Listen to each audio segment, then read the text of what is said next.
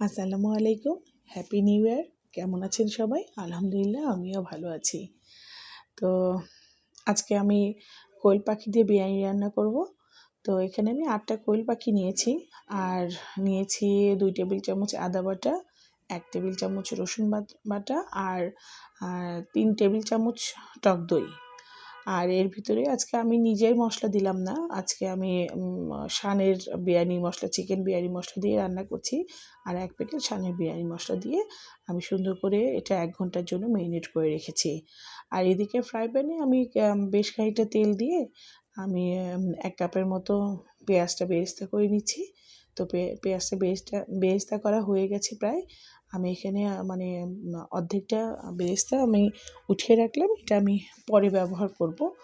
আর এই পেঁয়াজগুলো আমি একটু সাইড করে রেখে এই তেলের ভিতরেই পেঁয়াজ ভাজা, মানে তেলের ভিতরেই আমি কোয়েল পাখির ডিমগুলো একটু সাঁতরে নিলাম, এটাও আমি পরে ব্যবহার করব।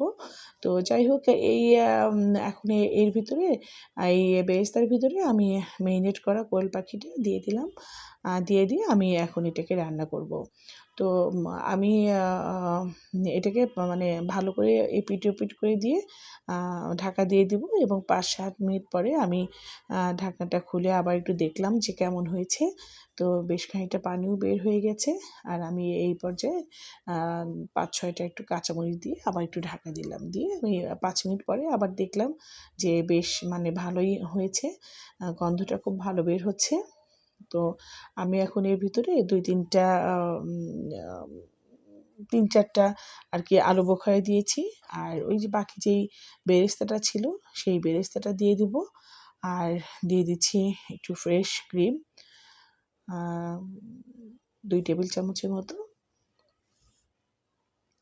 আর 1 চা চামচ চিনি দিয়ে আমি ভালো করে আবার একটু উল্টে পাল্টে নিলাম। তো যাই হোক, আমার মাংসটা কিন্তু মোটামুটি একদম রেডি হয়ে গেছে, পানিটা টেনে এসেছে। আমি একটু চেক করব যে মাংসটা সিদ্ধ হয়েছে কিনা। তো আর 1 চামচ ঘিও দিয়েছি। ঘিউ দিয়ে আমি একটু টেস্টটা আরেকটু বাড়িয়ে নিলাম। তো যাই হোক, আমার মাংসটা একদম রেডি হয়ে গেছে, একদম সিদ্ধ হয়ে গেছে, আমি চেক করলাম। আর এখন এই একটু ঠান্ডা হয়ে গেলে আমি গ্রেভি থেকে উঠিয়ে আমি কোয়েল পাখির পেটের ভিতরে ডিমগুলো দিয়ে দিচ্ছি।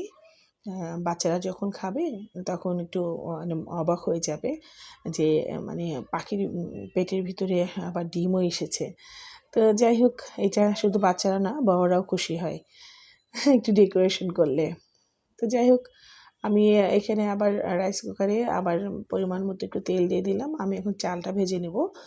আর 3-4টা এলাচ দিয়েছি, 2 টুকরো দারচিনি দিয়ে আমি 3-4টা আবার কাঁচা পেঁয়াজ সেটা দিয়ে আমি ভালো করে একটু ভেজে নেব। একটু গোল্ডেন কালার হলে আমি চালটা দিয়ে দেব। তো এখানে আমি প্রায় 1 কেজি মতোই চাল নিয়েছি, 3 পট চাল নিয়ে আমি একটু নাড়াচাড়া করে ভেজে নিচ্ছি। আমি এটা খুব বেশি ভাজা করে দেবো না। আর এর ভিতরে খানিকটা কিশমিশ দিয়ে দিলাম, দিয়ে আমি একটু নাড়াচাড়া করে এখন পানি দিয়ে দেবো। তো এখানে আমি 3 পট চাল নিয়েছি, আমি এখানে 6 পট পানি দিয়েছি। আমি সবসময় মেপেই পানিটা ব্যবহার করি, এতে করে পোলাওটা বেশ ঝরঝরা হয়ে যায়। আর এই পানির ভিতরেই আমি গ্রেভিটা দিয়ে দিলাম মাংসের, দিয়ে যেন সব জায়গায় পরিমাণ মতো মিশে যায়। তো যাই হোক, এখন যখন একটু ঢাকনাটা উঠে আমি এখন কোয়েল পাখিগুলো সুন্দর করে সাজিয়ে দিচ্ছি, দিয়ে আমি আর কোনো নাড়াচাড়া করব না, রাইস কুকারে ওয়ার্মে হয়ে যাবে।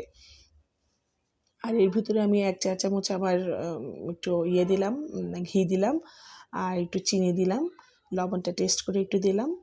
তো যাই হোক, আমার অলমোস্ট রান্না হয়ে গেছে। আমার ছেলে খাওয়ার জন্য প্রস্তুত, সে আবার দেখাচ্ছে হাম করে খাবে। হ্যাঁ, তো যাই হোক, সে ওইভাবে খেতে পায় না, তারপরেও সে আবার লাইক দিল। তো আমার ছেলের মতো আপনারা লাইক, কমেন্ট, শেয়ার করবেন, আর আমার জন্য বেশি বেশি দোয়া